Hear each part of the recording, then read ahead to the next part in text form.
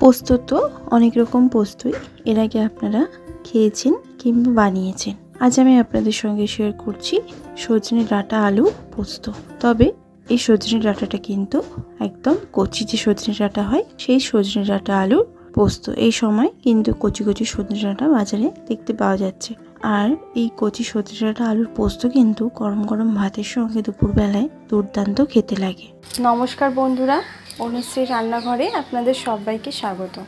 সবার প্রথমে একটা মিক্সিং জার নিয়ে নিয়েছি, তার মধ্যে 5 থেকে 6 টেবিল চামচ পরিমাণে পোস্ত আমি দিয়ে দিলাম। এরপর আমি এখানে দিয়ে দিচ্ছি কাঁচা লঙ্কা কয়েকটা। আমি এখানে পোস্তটা একটু ঝাল ঝাল করবো, আর আমার একটু ঝাল খেতে ভালো লাগে পোস্ত, তাই লঙ্কাটা আমি একটু বেশি দিলাম।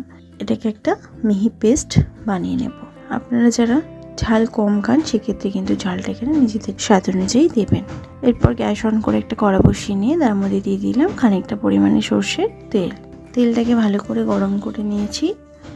এরপর দিয়ে দিচ্ছি একটা শুকনো লঙ্কা আর 1/4 চামচ কালো জিরে। 5 থেকে 6 সেকেন্ড সময় ধরে ফোড়নটাকে একটু ভেজে নিলাম।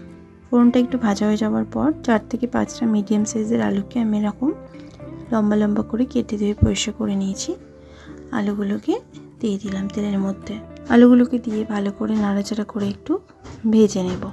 আলুর পরিমাণটা কিন্তু এখানে আপনারা আপনাদের মতন করে বাড়িয়ে বা কমিয়ে নিতে পারেন। আলুটা এখানে একটু ভাজা ভাজা কিন্তু হয়ে গেছে।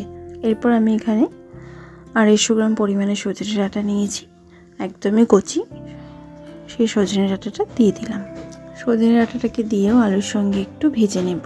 ডাঁটা আলুটাকে এরমভাবে একটুখানি তেলের মধ্যে ভেজে নিলে কিন্তু পোস্তর টেস্টটা কিন্তু দুর্দান্ত হয়। আলু আর ডাঁটাটা ভালোভাবে ভাজা হয়ে যাওয়ার পর দিচ্ছি কিছু গুঁড়ো মশলা। দিলাম 1/4 চামচ হলুদের গুঁড়ো, 1/4 চামচ ঝাল লঙ্কার গুঁড়ো, দিচ্ছি 1/2 চামচ পরিমাণে কাশ্মীরি লঙ্কার গুঁড়ো কালারের জন্য, আর দিচ্ছি স্বাদ মতো নুন।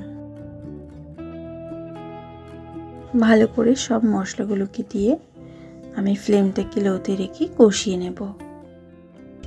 ভালো করে কষিয়ে নেওয়ার পর আমি এখানে বেটে রাখা পোস্তটা দিয়ে দিলাম, আর দিয়ে দিলাম 1/2 কাপ পরিমাণে জল।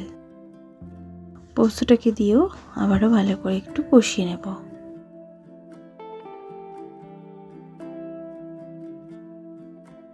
ভালো করে নাড়াচাড়া করে পোস্তটাকে দিয়ে কষিয়ে নিয়েছি।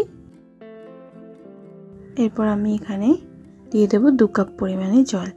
যেহেতু আলু আর ডাঁটাটা একটু সেদ্ধ হবে, তাই 2 কাপ পরিমাণে জল আমি এখানে দিলাম। ভালো করে নাড়াচাড়া করে জলটাকে দিয়ে মিশিয়ে নেওয়ার পর গ্রেভিটা ফুটে ওঠার অপেক্ষা করব। গ্রেভিটা একটু ফুটে উঠেছে, আবার একটুখানি নাড়াচাড়া করে দিলাম। এরপর আমি 10 মিনিটের জন্য লো ফ্লেমে ঢাকা দিয়ে দেব। মাঝে একবার আমি ঢাকা সরিয়ে নেড়ে দেব। ঢাকাটা 10 মিনিট পর সরিয়ে নিয়েছি। আলু আর সজনে ডাঁটাটা কিন্তু ভালোভাবে সুসিদ্ধ হয়ে গেছে। বেশ সুন্দর কিন্তু ডাঁটার আলুটা নরম হয়ে গেছে। এরপর হাই ফ্লেমে আমি গ্রেভিটাকে একটু শুকিয়ে নেব। আপনারা যদি চান একটু গ্রেভি খেতে, সেক্ষেত্রে একটু গ্রেভি থাকাকালীনই নামিয়ে দেবেন। আমি গ্রেভিটাকে আর একটুখানি ড্রাই করে নিচ্ছি। গ্রেভিটা একটু ড্রাই করে নিলাম। এবার এরকম একটু মাখো মাখোই নামিয়ে দেবো। গ্যাসের ফ্লেমটাকে বন্ধ করে দেওয়ার পর দিয়ে দিচ্ছি 2 চামচ পরিমাণে সর্ষের তেল। সব শেষে এই কাঁচা সর্ষের তেলটা কিন্তু অবশ্যই দেবেন। দিয়ে ভালো করে নাড়াচাড়া করে মিশিয়ে নেব।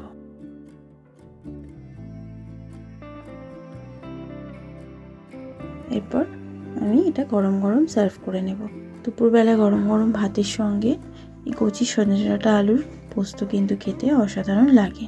আর এটা কিন্তু একটা সম্পূর্ণ নিরামিষ রেসিপি। যে কোনো নিরামিষ দিনেই কিন্তু এই রান্নাটা তৈরি করে আপনারা খেতে পারেন।